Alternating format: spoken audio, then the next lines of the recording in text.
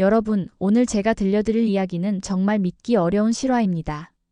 일본에서 재벌급 건설회사를 일군 78세 제1교포 할아버지가 말기암 진단을 받고 55년 만에 고향으로 돌아와 마지막 미사를 드리려 했는데요. 그런데 그 시골 성당의 젊은 신부가 알고 보니 정말 상상도 못할 반전이 기다리고 있었습니다. 하느님이 정말 계시는 건 아닐까요? 이 이야기를 듣고 나면 여러분도 분명 그런 생각이 드실 겁니다. 과연 55년 전 일본으로 떠나면서 버린 연인과 아이, 그들은 어떻게 살았을까요? 그리고 마지막 순간에 찾아간 시골 성당에서 벌어진 기적 같은 일은 무엇일까요? 지금부터 제가 직접 경험한 이 놀라운 이야기를 들려드리겠습니다. 본 영상은 스토리를 재구성한 이야기입니다. 오늘 사연 시작하겠습니다. 구독과 좋아요는 구독자님께 행운을 드립니다. 저는 올해 78세입니다. 일본에서 태어났지만 부모님은 한국인이셨죠. 어릴 때부터 일본에서 자랐지만 마음속 깊은 곳에는 늘 한국에 대한 그리움이 있었어요. 20대 초반에 건설 일을 시작해서 평생을 바쳐 일했습니다.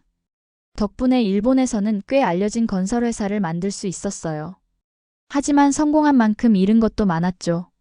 사업에만 매달려 살다 보니 가족도 제대로 못 챙겼고 무엇보다 55년 전 한국에 두고 온 그 사람들 생각에 평생 가슴이 아팠거든요.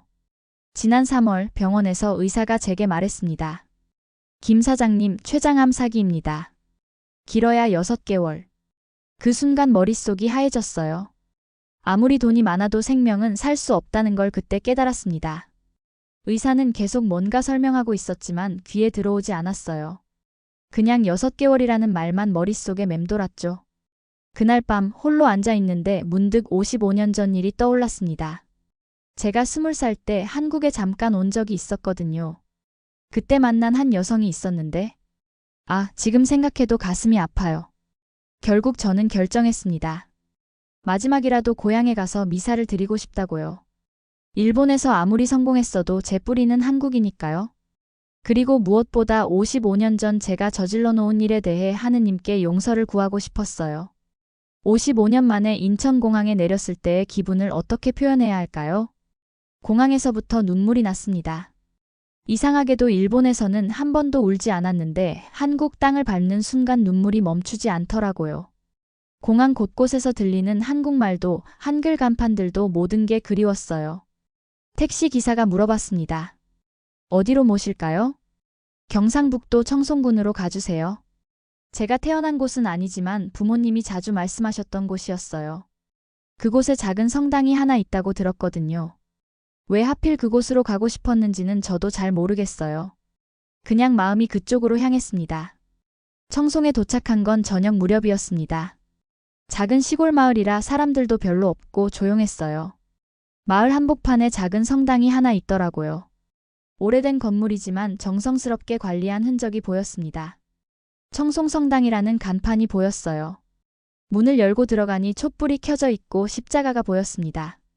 조용한 성당 안에서 마음이 차분해졌어요.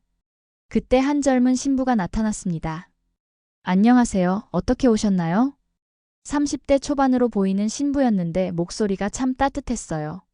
얼굴도 인상이 좋았고요. 저는 김철수라고 합니다. 일본에서 왔어요. 미사를 드리고 싶어서요. 신부가 미소를 지으며 말했습니다. 저는 민혁 신부입니다. 내일 아침 7시에 미사가 있는데 참석하실래요? 네, 그러겠습니다. 그런데 이 근처에 묵을 곳이 있을까요? 성당 근처에 작은 여관이 하나 있어요. 제가 안내해 드릴게요. 민혁 신부가 친절하게 여관까지 데려다 주었어요. 길을 걸으면서 이런저런 이야기를 나눴는데 참 좋은 사람 같았습니다. 그날 밤 여관에서 잠이 안 왔어요. 내일이면 정말 오랜만에 미사를 드리게 되는구나 싶었거든요. 일본에서도 가끔 성당에 갔지만 뭔가 아쉬웠어요. 고향에서 드리는 미사는 다를 것 같았습니다. 다음 날 아침 일찍 성당에 갔어요. 민혁 신부가 이미 준비하고 있더라고요. 일찍 오셨네요. 네, 잠이 안 와서요. 성당 안에는 몇 명의 마을 사람들이 와 있었어요. 대부분 나이 든 분들이었습니다. 미사가 시작됐어요. 민혁 신부의 목소리가 성당 안에 울려 퍼졌습니다. 이상하게도 그 목소리를 들으니 마음이 편해졌어요. 뭔가 익숙한 느낌이었거든요. 오늘 우리와 함께 하신 김철수 어르신을 위해 기도합시다. 민혁 신부가 저를 위해 기도해 주는 걸 들으니 눈물이 나기 시작했어요. 언제부터인지 모르겠지만 눈물이 멈추지 않았습니다. 55년 동안 쌓였던 감정들이 한꺼번에 터져나오는 것 같았어요. 미사가 끝나고 민혁 신부가 다가왔습니다. 괜찮으시나요? 많이 우셨네요. 죄송합니다. 오랜만에 고향에서 미사를 드려서 그런 것 같아요. 민혁 신부가 의자에 앉더니 말했어요. 시간 있으시면 이야기 좀 들어보고 싶어요. 일본에서 오신 분은 처음이거든요. 민혁 신부와 이야기를 나누다 보니 시간이 금세 흘렀어요. 신부가 참 따뜻한 사람이라는 걸 알 수 있었죠. 자연스럽고 편안한 분위기였습니다. 점심때가 되자 민혁 신부가 말했어요. 어르신 함께 식사하실래요? 성당 옆에 있는 작은 식당에서 식사를 했어요. 시골 음식이라 그런지 정말 맛있었습니다. 신부님, 고해성사를 받을 수 있을까요? 물론입니다. 언제든지요. 오후에 고해실에 들어갔어요. 마음이 무거워졌습니다. 55년 동안 가슴속에 묻어두었던 이야기를 꺼내야 했거든요. 신부님, 저는 평생 용서받을 수 없는 죄를 지었습니다. 말씀해보세요. 제가 20살 때였어요. 1968년 여름이었죠. 일본에서 한국으로 잠깐 온 적이 있었습니다. 그때 한 여성을 만났어요. 목소리가 떨렸습니다. 그 여성의 이름은 박순이었어요. 정말 아름다운 사람이었죠. 저보다 2살 어렸는데 마음씨도 곱고 참 착했습니다. 서울에서 만났는데 첫눈에 반했어요. 민혁 신부가 조용히 듣고 있었어요. 3개월 동안 만났어요. 정말 행복한 시간이었죠. 그런데 순이가 임신을 했다고 하더라고요. 저는 그때 너무 어렸고 무서웠습니다. 책임을 져야 한다는 건 알았지만 가슴이 답답해졌어요. 일본에서 아버지가 사업을 시작한다고 빨리 오라고 하셨거든요. 그래서 순이를 두고 일본으로 갔습니다. 결혼하자고 약속해놓고 말이에요. 그 후로는 어떻게 되셨나요? 연락을 끊었어요. 비겁했죠.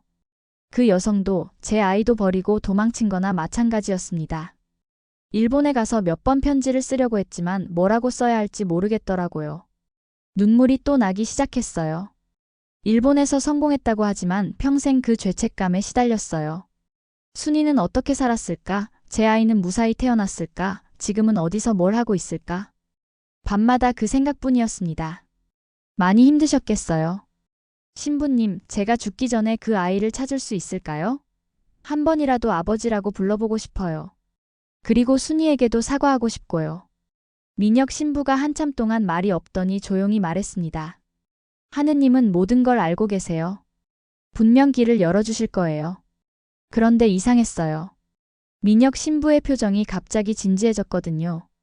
고해성사를 마치고 나오니 마음이 조금 가벼워진 것 같았어요. 55년 동안 혼자 짊어지고 살았던 짐을 내려놓은 기분이었죠. 민혁 신부가 차를 내주며 말했습니다. 김 어르신, 제 이야기도 들어보실래요? 네, 물론이죠. 저도 사실 복잡한 사연이 있어요. 신부의 표정이 갑자기 어두워졌어요. 저는 고아원에서 자랐습니다. 태어나자마자 버려졌거든요. 아, 어머니는 미혼모였다고 들었어요. 저를 낳고 얼마 안 되어 돌아가셨다고 하더라고요. 고아원 원장님이 그렇게 말씀하셨거든요. 민혁 신부의 목소리에 슬픔이 묻어났어요. 어릴 때부터 늘 궁금했어요. 내 아버지는 누구일까? 왜 나를 버렸을까 하고요. 다른 아이들은 가끔 부모님이 찾아오시는데 저는 아무도 없었거든요. 제 가슴이 뜨끔했습니다. 고아원에서 자라면서 많이 외로웠어요. 특히 어린이날이나 생일 같은 날에는 더 그랬죠.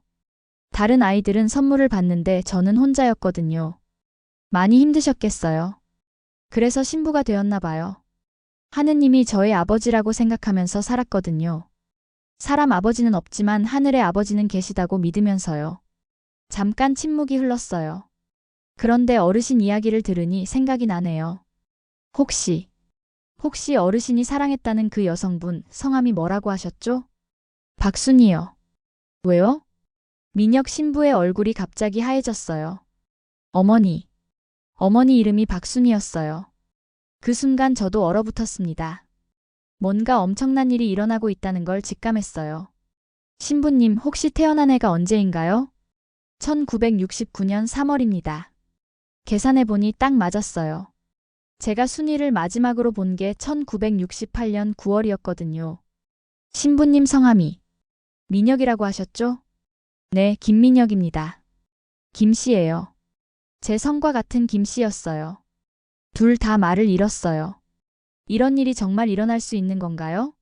55년 만에 한국에 와서 우연히 들어간 성당의 신부가 제 아들일 수도 있다니. 민혁 신부가 먼저 입을 열었습니다.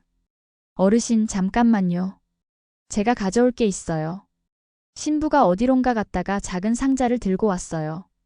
이건 어머니가 남긴 유일한 유품이에요. 고아원에서 주신 거예요. 상자 안에는 낡은 종이 한 장이 들어 있었어요.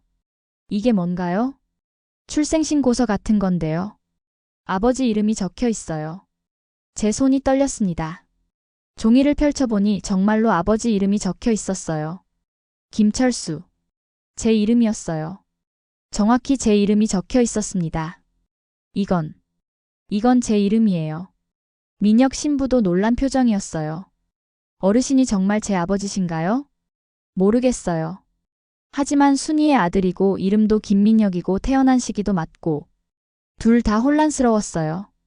너무 갑작스러운 일이었거든요. 신부님, 확실히 하는 방법이 있을까요? DNA 검사를 하면 알 수 있을 거예요. 그럼 해봅시다. 꼭 알고 싶어요. 그날 오후 둘이 함께 청송군 병원에 갔어요. 의사가 말하길 결과는 일주일 후에 나온다고 했습니다. 일주일이요? 제가 그때까지 버틸 수 있을까요? 민혁 신부가 제 손을 잡았어요. 어르신, 하느님이 우리를 이렇게 만나게 해주신 거라면 분명 좋은 결과가 있을 거예요. 그 일주일이 제 인생에서 가장 긴 시간이었어요. 매일매일 민혁 신부와 함께 시간을 보냈습니다. 이야기도 많이 나누고 함께 기도도 했어요. 민혁 신부가 고아원에서 어떻게 자랐는지, 어떻게 신부가 되었는지 들으면서 가슴이 아팠어요. 제가 있었다면 혼자 그런 고생을 하지 않았을 텐데. DNA 검사 결과를 기다리는 동안 민혁 신부와 저는 매일 만났어요. 처음에는 어색했지만 시간이 지날수록 편해졌습니다. 신부님, 어머니. 순이는 언제 돌아가셨나요? 제가 10살 때였어요. 병원에서 돌아가셨다고 들었어요. 어떤 병이었나요? 잘 모르겠어요. 고아원에서는 자세히 말해주지 않았거든요. 다만 몸이 많이 안 좋으셨다고 하더라고요. 가슴이 아팠어요. 순이가 혼자 아이를 키우다가 병까지 얻어서 일찍 세상을 떠났다니. 제가 있었다면. 어르신, 과거는 바꿀 수 없어요. 지금이 중요하죠. 민혁 신부는 정말 마음이 넓은 사람이었어요. 제가 자신을 버렸을 수도 있는 아버지인데도 원망하지 않았거든요. 신부님은 저를 원망하지 않나요? 원망요? 왜요? 제가 정말 아버지라면 어머니와 신부님을 버리고 도망간 거잖아요. 민혁 신부가 고개를 저었어요. 어르신도 그때는 어리셨잖아요. 20살이면 아직 아이인데 무서웠을 거예요. 하지만 하느님이 모든 걸 계획하신 거예요. 제가 고아원에서 자란 덕분에 신부가 될 수 있었거든요. 정말 대단한 사람이었어요. 어떻게 이렇게 마음이 넓을 수 있을까요? 검사 결과가 나오는 날이 다가왔어요. 제 몸 상태도 점점 안 좋아지고 있었습니다. 약을 먹어도 통증이 심해졌어요. 어르신, 괜찮으세요? 괜찮아요. 결과만 나오면 돼요. 병원에서 연락이 왔어요. 결과가 나왔다고 내일 오라고 하더라고요. 그날 밤 잠이 안 왔어요. 만약 정말 민혁이 제 아들이라면 어떻게 해야 할까요? 55년 늦었지만 아버지 역할을 할 수 있을까요? 반대로 아니라면 어떻게 하죠? 그것도 너무 슬플 것 같았어요. 결과가 나오는 날 민혁 신부와 함께 병원에 갔어요. 의사가 봉투를 내밀었습니다. 결과가 나왔습니다. 제 손이 너무 떨려서 봉투를 열 수가 없었어요. 신부님이 대신 열어주세요. 민혁 신부도 떨리는 손으로 봉투를 열었어요. 99.97% 일치합니다. 부자관계가 확실합니다. 그 순간 두 사람 다 울음을 터뜨렸어요. 정말이었습니다. 민혁은 제 아들이었어요. 아버지. 민혁이 처음으로 저를 아버지라고 불렀어요. 민혁아. 저도 처음으로 아들의 이름을 불렀습니다. 둘이 꼭 껴안고 한참을 울었어요. 55년 만에 상봉이었습니다. 아버지, 왜 그때 저를 데려가지 않으셨어요? 미안하다. 정말 미안하다. 아버지가 너무 어렸고 무서웠어. 하지만 어머니는 혼자 저를 키우시다가 돌아가셨어요. 알고 있다. 평생 후회하며 살았다. 민혁이 제 손을 꼭 잡았어요. 이제 됐어요. 하느님이 저희를 다시 만나게 해주셨잖아요. 고마워, 민혁아. 네가 이렇게 훌륭하게 자라줘서. 아버지 덕분이에요. 내가 뭘 했다고. 아버지가 없었다면 제가 하느님을 더 간절히 찾지 않았을 거예요. 그랬다면 신부가 되지도 못했을 거고요. 정말 감동적이었어요. 제 아들이 이렇게 훌륭한 사람이 되었다니. 민혁아, 아버지가 평생 내 이름도 못 부르고 살았다. 미안하다. 이제 많이 불러주세요. 민혁아, 민혁아. 몇 번을 불러도 좋았어요. 제 아들의 이름이니까요. DNA 검사 결과가 나온 후 며칠 더 청송에 머물렀어요. 민혁과 아버지와 아들로서 시간을 보내고 싶었거든요. 하지만 제 몸은 점점 안 좋아졌어요. 병원에서도 더 이상 할 수 있는 게 없다고 했습니다. 아버지, 일본으로 돌아가셔야 하는 거 아니에요? 아니다. 마지막은 여기서 맞고 싶다. 정말요? 응. 내 아들이 있는 곳에서 죽고 싶다. 민혁의 눈에 눈물이 고였어요. 아버지. 괜찮다. 55년 만에 너를 만났으니 여한이 없다. 그날 밤 민혁이 말했어요. 아버지, 내일 아침에 특별한 미사를 드릴까요? 특별한 미사? 아버지를 위한 미사요. 마지막 고해성사도 받으시고요. 그럼 고맙겠다. 다음 날 아침 성당에는 마을 사람들이 많이 왔어요. 민혁이 마을 사람들에게 제 이야기를 했나 봐요. 오늘은 특별한 미사입니다. 55년 만에 아버지와 아들이 만났습니다. 민혁이 강대상에서 말했어요. 하느님은 정말 신비로운 분이십니다. 아버지가 마지막 고해성사를 하러 오신 이 성당의 신부가 바로 그분의 아들이었습니다. 사람들이 모두 감동했어요. 어떤 할머니는 울고 계시더라고요. 미사가 시작됐어요. 민혁의 목소리가 성당 안에 울려 퍼졌습니다. 하느님, 오늘 아버지와 아들을 다시 만나게 해주셔서 감사합니다. 저도 마음속으로 기도했어요. 하느님, 제가 평생 지은 죄를 용서해 주세요. 그리고 민혁이를 이렇게 훌륭하게 키워주셔서 감사합니다. 성체를 받을 때 민혁이 제게 말했어요. 아버지, 사랑합니다. 나도 사랑한다, 민혁아. 미사가 끝나고 마지막 고해성사를 받았어요. 신부님, 제가 평생 지은 죄를 모두 용서해 주세요. 아버지, 하느님이 이미 용서하셨어요. 그리고 저도 아버지를 용서해요. 고맙다, 민혁아. 아버지, 어머니한테 안부 전해주세요. 저는 잘 살고 있다고 훌륭한 아버지를 만났다고요. 그날 오후 저는 조용히 눈을 감았어요. 민혁이 제 손을 꼭 잡고 있었습니다. 아버지, 하느님 나라에서 만나요. 그래, 민혁아. 아버지가 먼저 가서 기다리고 있을게. 마지막 순간까지 제 아들의 손을 잡고 있을 수 있어서 행복했어요. 55년 늦었지만 마침내 아버지가 될 수 있었거든요. 하느님은 정말 계시는 것 같아요. 제가 마지막에 한국으로 와서 제 아들을 만날 수 있게 해주셨으니까요. 그것도 하필 신부가 된 아들을요. 여러분도 잃어버린 가족이 있다면 포기하지 마세요. 하느님은 분명 길을 열어주실 거예요. 제가 그 증인입니다.